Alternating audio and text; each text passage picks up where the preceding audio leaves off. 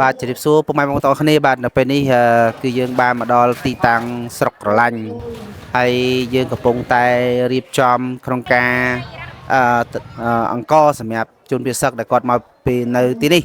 ហើយនៅទីនេះដែរគឺសុទ្ធតែបងប្អូនដែលមកពីខាងខេត្តរតនមានជ័យដូចជាមកពីខាងព្រៃច័ន្ទហើយមកពីខាងពុយប៉ែតបាទហើយ